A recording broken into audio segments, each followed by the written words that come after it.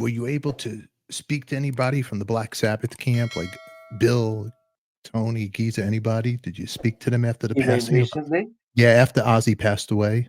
No, I haven't. No, no, no, no. I spoke to Bill several years ago, and he's a lovely bloke, Mhm. Bill Ward, really nice guy. And Tony, I spoke to and saw him when he came out with Sabbath, but that was with the Dio years, Mhm.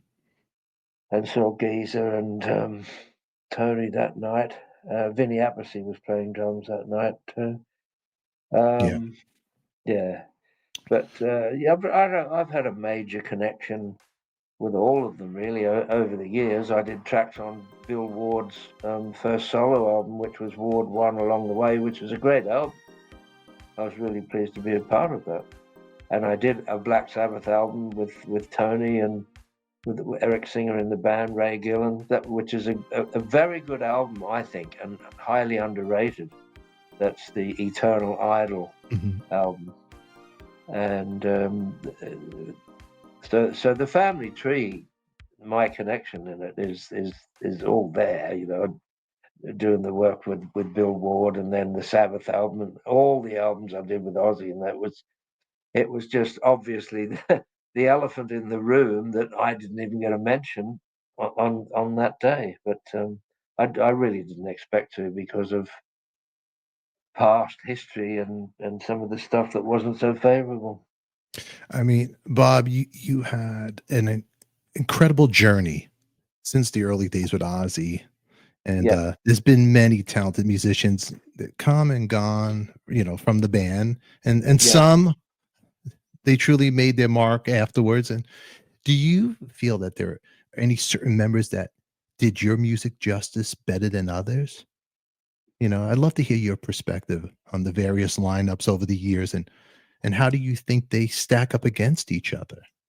Oh, you mean with the Aussie stuff? Yeah, With afterwards, yeah. after, the guys that carried on, Well, you know yeah, I thought Jakey Lee did a brilliant job of replacing very hard to step into shoes, Mhm. Randy's shoes. Well, I mean, how can you follow that? That hard act to follow, Randy Rhoads.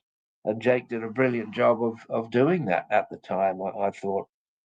The Bark at the Moon album was meant to be the third album with, when I got the phone call 6 weeks after they got rid of Lee and me, Mhm. that third album was supposed to have been done during 1982 with me, Ozzy, Randy, and Tommy Aldridge. And I wanted to work with Randy and Ozzy again, so I agreed to do it. But then Randy was killed in March '82, and that was put on the back burner. And I ended up doing that third album with Ozzy with Jakey Lee and Tommy Aldridge, and Jake was great player. It was he wasn't another Randy Rhoads, but he didn't try to be another Randy Rhoads. He was being Jakey Lee, and he did a great job of that.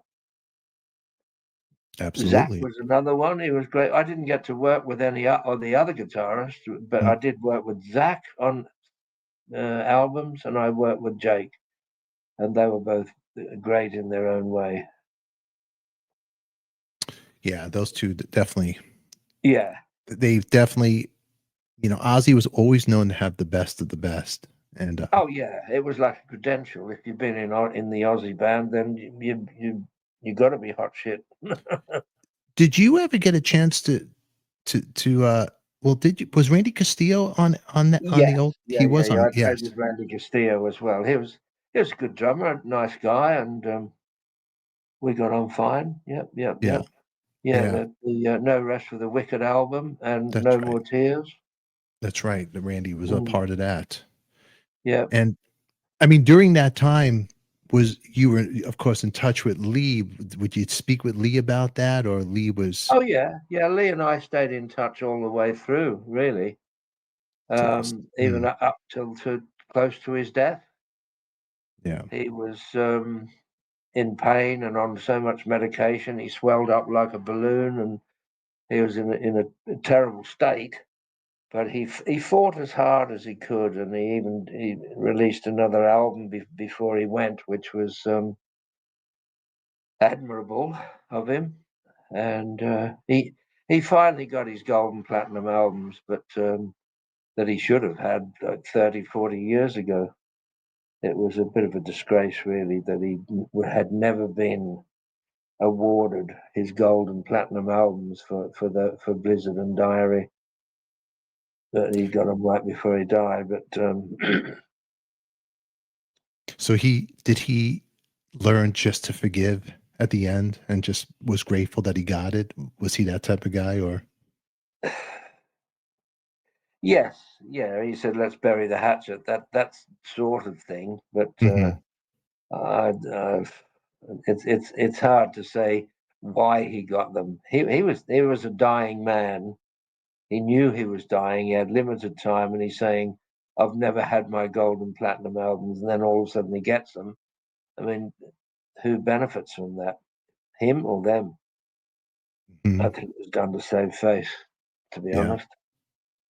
We'll be releasing more clips of my conversation with Bob Daisley, but if you can't wait, join our members only club. You can see this episode right now unedited. Make sure you post your comments down below and subscribe to the channel. We always love to hear from you. Now click on your screen for our next episode. Until then, who loves you, baby? We do. Thanks for watching.